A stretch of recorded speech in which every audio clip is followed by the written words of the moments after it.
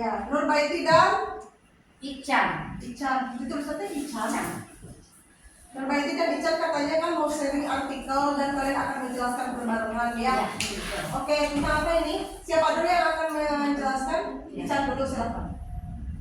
Di sini artikelnya dengan tema challenge Challenges ya. Islamic Education Management in Digital Era. Digital era.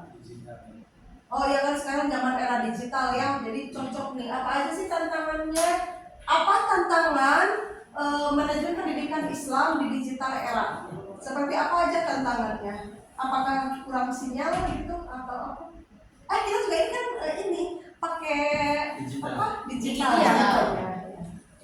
Kalau ini sama sambil aja ya, tanya jawabnya berdua aja. Iya. Gimana tuh jadinya? Penelitiannya jadi gimana? Bu Ican dulu, sok gimana? Tantangannya apa aja katanya, Chan? Mungkin tantangan di zaman sekarang karena zamannya di digital era, tantangan yang dihadapi mungkin yang lebih intinya masih ada terutama di Indonesia itu kekurangannya SDM dan memadai.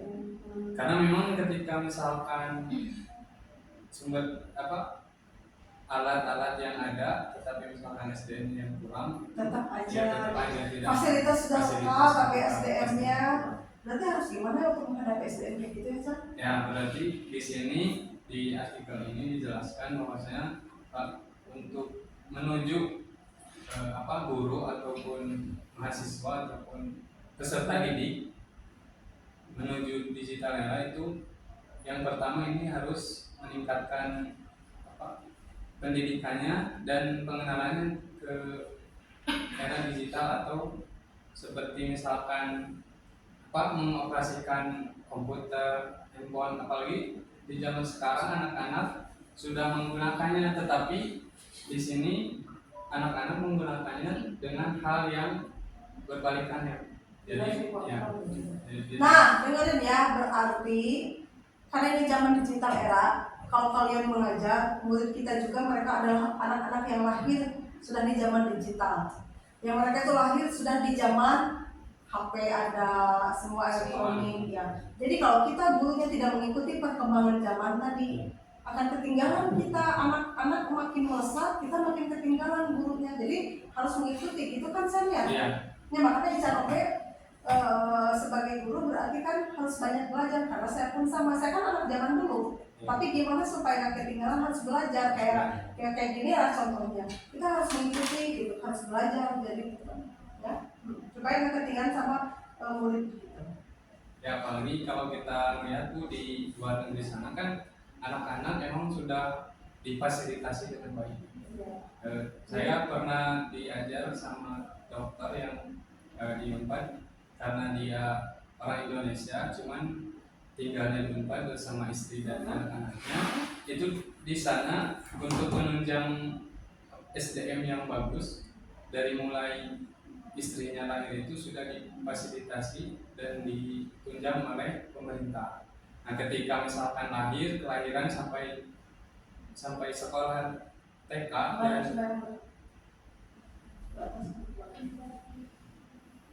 sampai sekolah dasar di luar negeri itu sudah bagus untuk digital ya.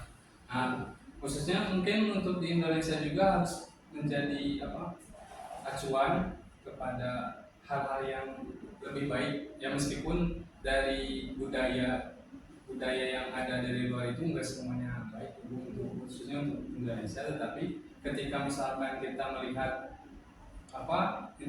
integritas untuk kependidikan, apalagi ini di era modern, kita juga harus mengacu kepada hal-hal yang baik yang ada di luar sana. Ini sekarang tuh yang lagi ngetren misalkan TikTok. Kenapa nggak pakai TikTok sih untuk kalian berdakwah gitu?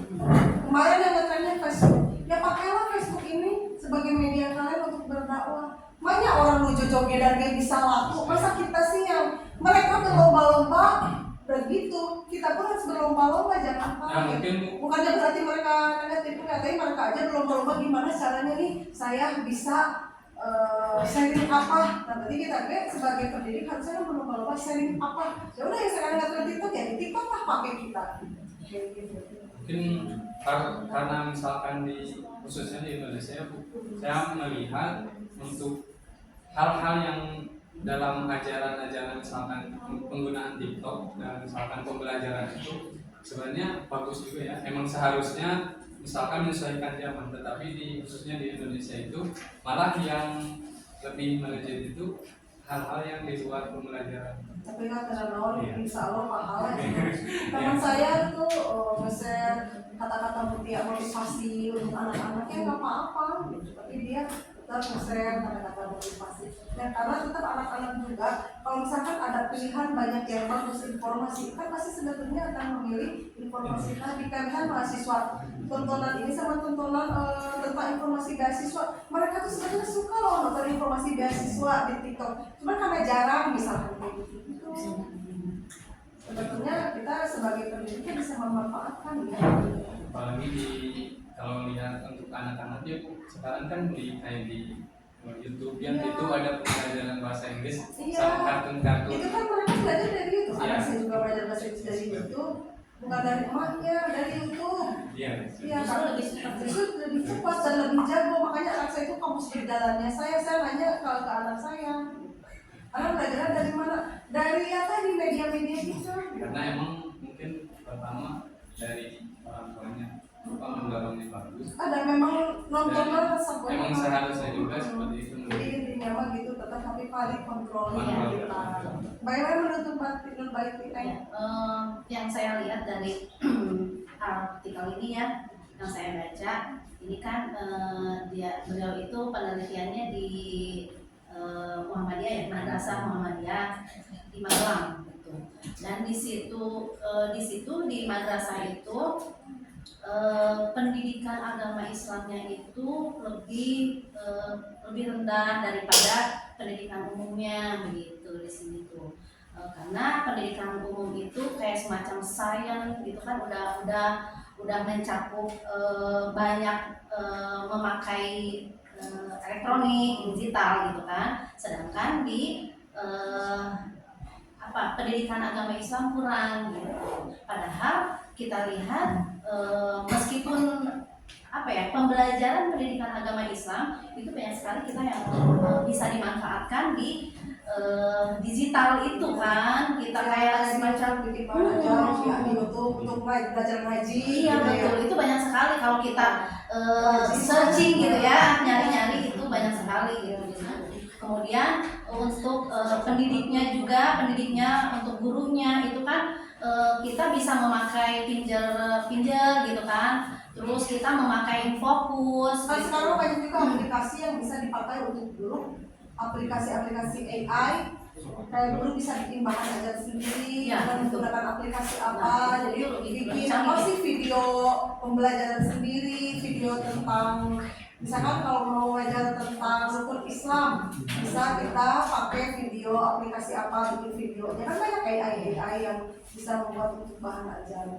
Kalau PPG itu biasa salah satu tugas itu kemarin saya pernah tuh mereka bikin juga harus membuat bahan ajar dan diupload di YouTube, harus kreatif, jadi kayak bikin video kan, di apa. Sebenarnya sih menurut saya ya kalau di era digital ini yang harus diajarkan yang lebih dalam itu pendidiknya gitu ya, gurunya. Tadi kata Insan mah si SDM-nya gitu. Jadi sebelum ke anak itu emang gurunya harus canggih gitu kan. Gimana menurut kalian? Ya kan? Harus SDM-nya gitu ya. Betul. Berarti kan nanti harus gaul ya. Harus gaul gitu. Kayak Belajar AI. Kayak kita juga nge-share untuk PPDB kan, kita bisa bisa lewat TikTok gitu kan, bisa kita membuat Canva yang cering gitu kan, banyak aplikasi yang simpel lah. Iya begitu. Kalian sudah mengenal banyak AI belum? Kan saya tuh janji mau ngasih tahu AI aplikasi AI untuk kalian pembelajaran, udah pernah ya? Nanti kuliah umum ada tentang AI for research dan nanti tanggal 11-nya AI in learning itu bergabung bahasa Inggris, bahasa Arab, dan MPI. Wow. Jadi nanti hari Jumat ya yang dosen ITB Pak Jati itu AI for Research, nanti berseris di 11 Oktobernya AI for Learning. Nah, kalian nanti supaya bisa bergabung mudah-mudahan itu dia kan ahli AI. Berarti tetap SDM di situ. Berarti kalau gitu harus seperti apa? Menurut kamu SDM teh supaya kita tidak ketinggalan? Ya, yang pertama kita itu harus banyak-banyak belajar, cari informasi baik di apa di internet gitu kan. Saya juga kenapa saya jadi curhat ya? Kenapa saya ingin kuliah lagi dari berpuluh-puluh tahun gitu kan, sudah berapa tahun ya, ingin kuliah lagi karena banyak informasi-informasi yang menurut saya kurang gitu kan, menarik gitu, karena di keguruan aja nggak cukup gitu kan untuk untuk ilmu-ilmu yang lebih banyak lagi di era digital ini. Makanya saya juga cari-cari ya gitu. Terus banyak ikut pelatihan-pelatihan gitu, kemudian kita juga ada juga berbagai macam konten yang menarik untuk kita lihat, karena kemarin juga sempat ada yang share gitu kan, konten-konten ini untuk pembelajaran digital bagusnya seperti ini nih gitu kan. Itu juga kita bisa melihat dari situ. Kalau menurut Ican gimana untuk meningkatkan SDM? Kan kalau kata Neng tadi banyak belajar, kalau Neng salah satunya dengan kuliah lagi, terus dia banyak ikut pelatihan, seminar. Kalau Ican untuk meningkatkan SDM? Kalau menurut saya Bu, mungkin untuk meningkatkan SDM sendiri ini kita harus bersama-sama sih sebenarnya, harus dari mulai pemerintah yang membangun bangsa. Makanya ketika misalkan dari atasnya kurang, ke bawahnya juga sama. Nah mungkin kalau kita lihat khususnya di Indonesia, mungkin sumber daya alam itu sangat berlimpah. Tetapi ketika misalkan kurang sumber daya manusia di Indonesia, mungkin yang mengelolanya mungkin dari misalkan Freeport ya, ataupun perusahaan-perusahaan lain, tetap yang mempergunakannya, yang mengelolanya itu dari asing. Mungkin itu harus menjadi cambukan juga ya. SDM kita memang harus meningkat. Iya. Intinya dari atasannya gitu kan. Kalau misalnya lembaga itu mungkin dari yayasannya gitu, beliau yang harus memfasilitasi juga gitu. Kalau balik ke sini nih tentang challenges, kalau menurut Bu Neng, yang Bu Neng rasakan apa sih tantangannya di era digital itu? Di artikel ini atau yang saya kamu rasain? Tantangan di era digital ini buat Bu Neng sendiri. Bu Neng kan dulu ya. Apa tantangannya? Tantangannya itu kita saya sendiri gitu kan kurang memahami gitu, makanya saya mencari-cari ilmu lagi, informasi lagi. Terus banyak yang ketinggalan juga gitu tantangannya. Kemudian sama-sama belajar. Iya gitu. Yang keduanya juga saya sebagai kalau saya kan sebagai kepala unit gitu kan, yaitu dari atasannya beliau kurang sharing ke teman-teman gitu. Karena kan itu juga membutuhkan modal nggak semata-mata kita hanya mencari gitu kan. Kayak kita pelatihan juga itu pelatihan digital, jangan salah itu sampai jutaan gitu kan. Nah berarti kuliah umum gratis tuh. Jadi kalau misalnya tidak harus untuk kalian kan, iya kan harus ikut saya kan soalnya itu tentang AI loh. Iya betul. Jumat jam 1. Jumat jam 1. Kita 3 prodi, bahasa Inggris, bahasa Arab, MPI. Wow. Yang berarti Pak Jati itu terkenal loh. Dia dosen ITB yang dia kemana-mana jadi pembicara mengenai AI ini. Maksudnya kita bisa ikut gitu. Loh yang ada ini kita 3 prodi, yang lainnya itu 3 prodi, bahasa Inggris, bahasa Arab, sama MPI. Oke, mantap. Karena kalau emang sengaja kita ikut pelatihan memang mahal. Iya, makanya. Nanti dari kalian datang ya. Oke. Berseris. Kalau menurut Pak Ican tantangan yang dirasakan apa? Kalau Bu Neng mah kepala unit memang tetap harus Bu Neng biar Bu Neng bisa sharing-sharing. Nah kita sama-sama lagi belajar. Kalau Pak Ican tantangannya apa? Mungkin kalau menurut saya tantangannya Ya Pak Ican rasain. Ya, Pak Ican guru juga kan? Saya Atau guru olahraga. sekolah, guru olahraga. Jadi apa tantangannya di digital era ini?